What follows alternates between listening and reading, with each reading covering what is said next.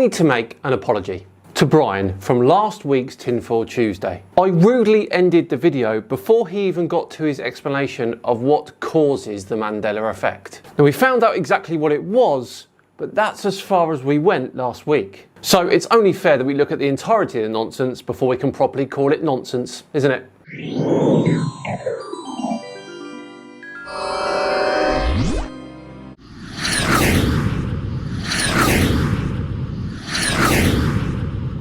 You know, most of this is probably coming from the creator, To Brian, when this change was made from Stofers to Craft, every single box changed, every single advert changed, every single picture changed throughout history, with no exceptions. With no exceptions. Find it interesting, all right. How fucking ridiculous. Yeah.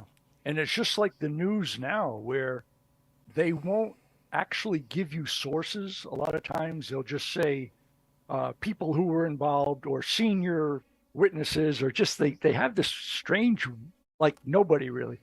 Yeah. It's everybody and nobody. All right, so let's take a look at Psy-Man Douchebag Dan, once again, who is definitely a known troll.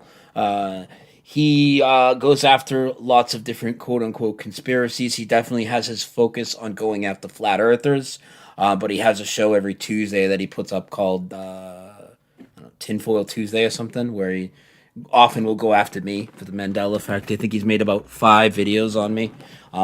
I've shown how he's been Mandela affected in his own videos, particularly the one to do with the ice caps on the globes was fantastic. I don't know if you remember when I did that video. Got his panties up in a bunch a little bit. But here he goes.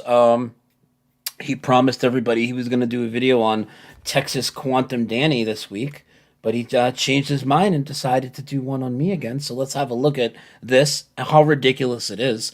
And if you deny the Mandela effect at this point in 2023, you sound like Psy-Man Dan to me. That's how bad it's gotten. You are Mandela effect deniers. You are on the same level as Psy-Man Dan. That's how I feel. Let's play it. Let's play the ridiculousness of it. It's only a 12-minute video. Cartoon behind him. Oh, dude, these guys love their cartoons. They love their toys. And we're going to show another thing that makes me cringe from Mandela effect channels, promoting some of this nonsense as well. But I think people will resonate with why I'm pointing it out, because he's promoting something as a Mandela effect that, whether the earth is a globe or if the earth is flat or whatever, what the dude's presenting is completely not a Mandela effect. This is the shit that irks me. And then we're going to talk about a channel that's just been attacking people left and right, and I think his channel's a piece of shit channel. So we'll talk about that, and I'm sure people in the chat already know where I'm going with that. But let's look at this piece of trash.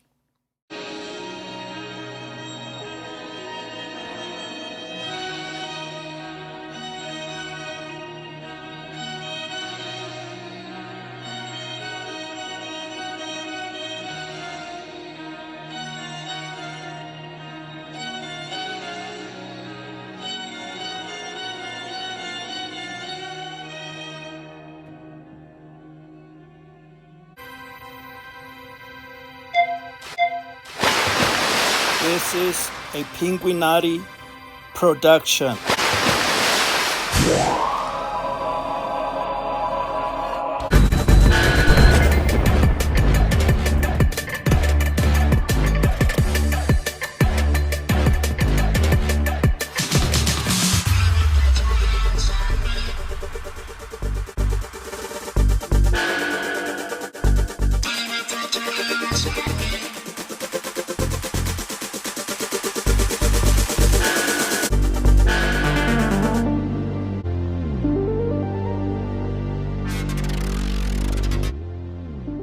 So I want to finish today's video with a plea to Brian. Stop.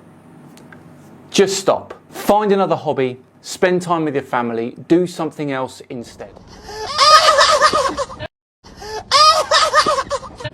Hello all and welcome along to another episode of Tinfoil Tuesday with me, Simon Dan. Thank you very much for joining me. Right, back to today's video, which if you remember is a follow-on from last week's Mandela Effect 101 video, which saw expert Brian Staveley being interviewed on the phenomenon. Now, as we all know, it's nothing more than mass misremembering. So a large amount of people remembered something from the past which turned out to be wrong. However, we didn't really give Brian the chance to explain what is actually causing his version of the Mandela effect. Because that's important too, right? So without further ado, let's do that. You know, most of this is probably coming from the creator itself, but what if we have a part in it and it's kind of like a mass consciousness thing? And that would make a lot of sense of all the things you just said, you know, with more people and all coming together type of thing. Because what if it's our consciousness that's altering some of it, you know? So Brian believes that it's both the creator, whoever that is, and our own consciousness. Interesting. Not sure how that would work exactly, but let's carry on. Because some of the things that are the most observed are what are indeed changing. Now, I know that skeptics would say, well, that's just because you guys are noticing it because they're the most popular things.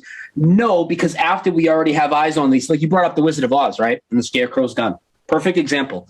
That when the Mandela effect started with the Wizard of Oz and the Scarecrow with the gun, right? The Tin Man didn't have a giant wrench at that point. And that movie incrementally changed, and then he got a giant wrench after. Wrench? I thought it was an axe. Let's have a look. Yes, it was an axe. Except it wasn't. For some reason, the Tin Man did have a wrench whilst he was in a forest. Then after he was in that forest, he had an axe again. So that was a movie blooper, and you're calling it the Mandela effect. Amazing. So we had eyes on this. We're watching these things as they change. Does our observations of things as a mass group of people have an effect on it? It may. I mean, look at the King James Bible. King James Bible is obviously the Bible that's having the most changes and having the changes first in many cases. You mean the version of the Bible with 5 different published versions? That one? Why is that? Well, I always speculated it's because it's the most observed. Why is Star Wars have so many changes in it? Well, because it's the most observed. Now, nothing to do with the fact that they're really old movies and people have forgotten minor details, no? And I think there's a reason for that. If it also what we just speculated on, our consciousness, or if indeed it is the creator, like I tend to lean towards, what better way than to wake people up to the nature of this reality and to make changes in the most observed things? And the creator did that by changing Star Wars movies. Right. Seems totally legitimate. I look at this place as a test, first off, right? I think that we're here for a test, and I do think that it's going to be kind of like a graduating process to graduate kind of spiritually out of here into the next level, which is probably a lot more supernatural than this. And darker. A lot darker, I'd imagine. Now, if you look around, especially after the last 2 years, you can see that there's so many people walking around that are miserably failing the test. Me. Now, I'm somebody that'll tell you, I don't think that people are going to be damned to hell or anything like that. I think that's all fear porn brought on by religion. But I do think that they're going to fail the test. And maybe, this is wild theory by me, by the way. I do think that they're going to fail the test and have to come back and repeat. And what if one of the functions of the Mandela effect is like, let's say there's all these big lion and lamb and body changes and all that. For me, that's all hugely important. But what about some of the stuff that I still think is important because they're reality shows, but what people would think are less important? Like, what's the purpose of changing which company Ed McMahon worked for? What's the purpose of change, even though that's top 3 Mandela effect for me? What's the purpose of changing the Dash and the Kit Kat or whatever, right?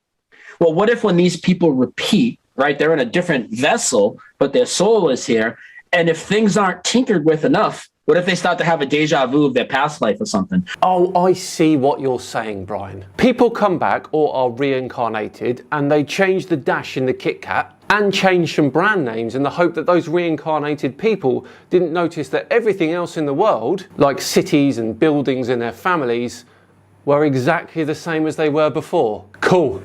Great theory. So maybe the Mandela effect is multifaceted. It's a spiritual test to see who's ready for the next level.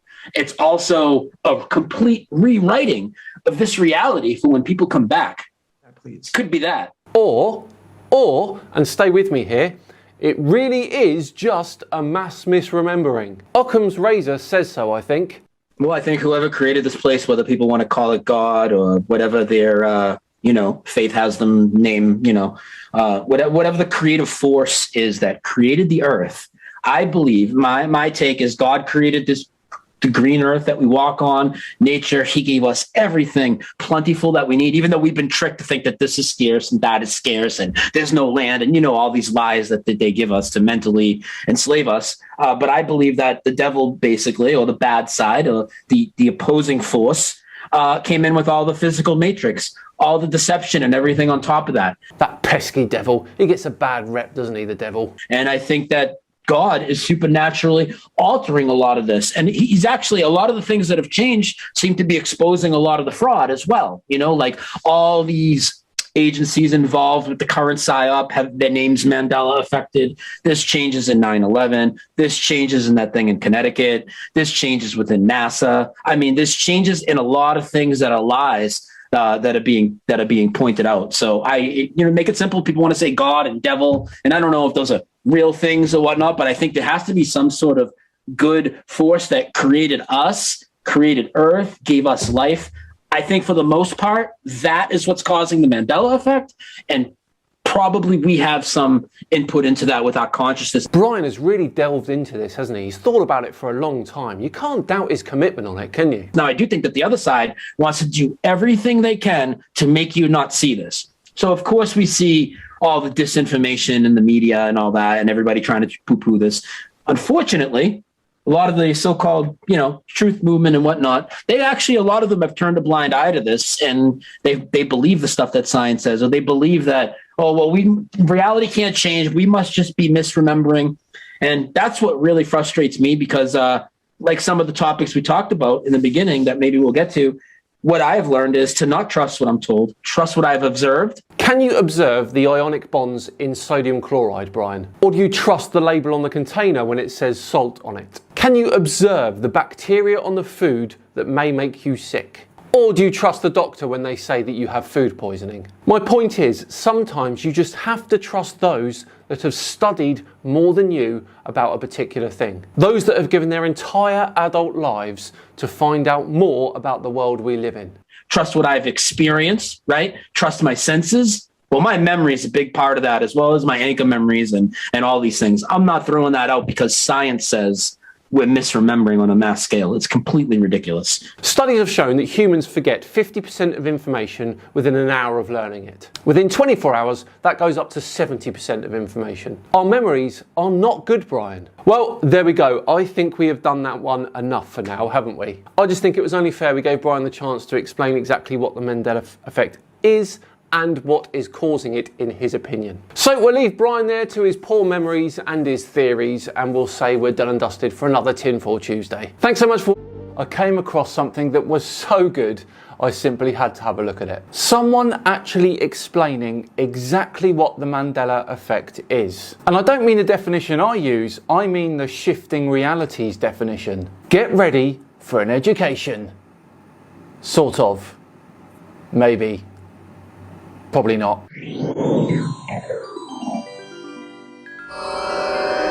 Hello all and welcome along to another episode of Tinfoil Tuesday Original. Interview all things Mandela effect expert Brian Staveley. And he starts by asking exactly what the Mandela effect is. Of course, here in the real world, we know that it's a mass misremembering. For example, most people will remember the famous line in Star Wars as, "Luke, I am your father." When in actual fact, it was, "No, I am your father." Brian, though, thinks that there's a lot more going on, and for the first time, we're going to get a full explanation. Here we go. Mandela effect is basically shifts in this reality where physical matter and other things, physical matter we'll start with, where physical matter is actually changed and retroactively all the way in the past. So when people are presented with the Mandela effect, say by a website or something, it certainly appears like they're trying to tell you about the Mandela effect, But it's just gatekeeping us. What they're doing is they've successfully minimalized us to make people think it's all about movie quotes and brand changes and all that. While many of those are legitimate Mandela effects, it goes much deeper. So Brian is claiming here that the explanation for the Mandela effect, which let's remember is nothing more than a mass misremembering, is actually part of his definition for the effect. Interesting. Which we'll get into later. But so let's just say something, for instance, like something most people would know, stovetop stuffing, okay? Stovetop stuffing has now never existed in this reality. It's a Mandela effect. In this reality, it's always been craft. Okay, so anybody that's watching this, if you remember stovetop stuffing, what I'm telling you is this is not a brand change. I'm telling you, even if you had a box that's been in your basement for 20 years, if you go look at it now, it's going to be craft, not Stouffer's. Yes, because it has never been Stouffer's. Stouffer's is a brand and it's involved with frozen foods owned by Nestle. Now I suspect the Mandela effect is a thing for this one because of the alliteration. It rolls off the tongue. And when you were young, you were probably surrounded by frozen foods made by Stouffer's. And you've just misremembered that it was also the stuffing. Best one to sort that out and stop it from ever happening is to use Paxo sage and onion stuffing, the absolute goat of stuffings. Also with Mandela effects, what will happen is when people want to say that this isn't happening, they will always say the same thing to start with. They'll say, well, companies and logos and brands can change names, Brian. Absolutely. I mean, that happens all the time. Of course they can. But the stuff that I present are not company logos and brand changes. And if they are, the people that say this isn't real would simply be able to come and show us, hey, this is when Stouffer's sold the craft in 1989. This isn't a Mandela effect. But the Mandela effect goes retroactively all the way into the past. It includes video coverage, everything. That's right. According to Brian, when this change was made from Stouffer's to Kraft, every single box changed, every single advert changed, every single picture changed throughout history with no exceptions. Another big one, like Mr. Rogers' Neighborhood. He used to come through the door every day and sing, "It's a beautiful day in the neighborhood, a beautiful day for a neighbor." That's not what he says now. Never has in this reality. Now, some people watching this, if you haven't heard this, you're going to be like, what do you mean? He always sang, "It's a beautiful day in the neighborhood." I sang it myself. There's endless parodies of it. Everybody knows that's what it is. You should go check that footage. And it doesn't matter how old it is. It's not about new episodes uploaded online where people can manipulate it online. If you have VHS tapes of Mr. Rogers' Neighborhood, which I assure you some people would have, just check them for me. He's going to come through the door and say, "It's a beautiful day in this neighborhood." Really? One word? So instead of thinking, wait, I may have misremembered one word from a show that finished 22 years ago, you think that it's changed and every example of it in history has also changed as well. Seems totally reasonable. Right. So it's retroactive changes to reality is basically what it is. And when it happens, official versions of just about almost every official version of something will change.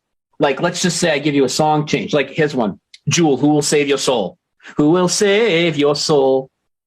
Many people familiar with that. If you listen to that now, she's going to tell you, "Who will save your souls?" Plural. I'm sorry. What is the point in reality changing for the sake of one flipping letter? Why? Brian, why? Even though the title's still soul, singular, the actual lyrics coming out of her mouth have changed on the official album, the official video. If you have the official album, pop it in. But the residue, what we call residue of the Mandela effect, physical evidence left over. One example would be the parodies, the cover songs. Go and listen to everybody doing cover songs of Jewel. Everybody says, "Who will save your soul?" Nobody's singing souls. Now, I did look at this despite never hearing this song before. If she wrote it and she sung it, she can sing it how she wants. That S though in the official music video is very, very subtle. Now, actually in a few years they will, because that's the current reality. Yeah. Always been that way. So anything that I tell you is a Mandela effect, you're still going to want to think, okay, well, it changed at a certain time and you'll never find evidence of that. No, it's always been this way. Yes, because you misremembered. That is all that's going on here, Brian. Just like you talked about the spelling of turmeric. There's a whole ton of spelling changes. One of the biggest ones is dilemma. So dilemma for so many people was D-I-L-E-M-N-A. Now, if you're not familiar with this, anybody that's listening, okay, dilemma now in this reality has always been spelled D-I-L-E-M-M-A, no silent N. Yet millions of people around the world not only are supposedly misremembering the same word, spelling it wrong, they're also inserting a silent N in a word where it doesn't belong at all. And not only that, people have anchor memories around this. Like, how can you debunk people's anchor memories and say that this isn't something happening? So many people remember intentionally mispronouncing the word dilemma as dilemma so they would know how to spell it in school. Now, my theory on this one is how our brains read words quickly. Now, take a look at this. You can read that, right? Because the brain is not looking at every single letter in the word, mainly the first and last letter. I postulate that as you were growing up and you were reading a lot of text in books and you were reading a lot of books yourselves as a child or a young adult, every time you read the word dilemma, you were interpreting that second M as an N. I mean, they look similar, right? Who knows? The point is that word dilemma has been spelt that way for hundreds and hundreds of years. What am I saying? The whole history of that word has changed for Brian, hasn't it? I just can't win. I wonder what Brian thinks about people like me who doesn't believe what he believes regarding the Mandela effect. I would claim that they haven't done any research into it, but not only that, I'd go right at them. And what I would claim is not only is it not a psyop, you're highly affected. And I could roll over anybody with 100 changes easily. Now, they could come out at the end of it and still say, oh, well, this isn't real, and I was misremembering all these things. But they look ridiculous. To say that this isn't happening, let's have a look at this properly and see who looks more ridiculous. The people who think that the Mandela effect is a term for a large amount of people misremembering a small detail, or the people that think that the Mandela effect is the universe changing for no reason that they can tell us whatsoever. I'll let the audience decide on that one. every single person in the world is Mandela affected. And you know why? Because the Mandela effect is just a crappy freaking term for how this reality operates. And we all live in this reality, and the reality is in flux. We're all experiencing it. And if people are honest with themselves, they'll know it's not a psyop. Affected by so many changes. And we also have incremental changes, which I'm sure we'll get to. But when we see incremental changes in front of us, that also shows us that there's actually more than 2 possibilities, 3 instances of this reality, 4 instances of this reality. Something is dawning on me as we go through this video today. Brian has wasted years of his life looking into this. He's gone in deep with it. So I want to finish today's video with a plea to Brian. Stop. Just stop. Find another hobby, spend time with your family, do something else instead. Because you are devoting time to something that just doesn't really matter. I mean, who does it affect, really? I'm sorry, Brian, but you're devoting time to something which is just plainly wrong. And you need to snap out of it.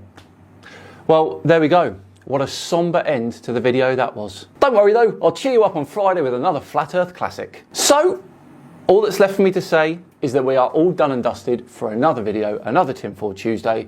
Thank you so much for joining.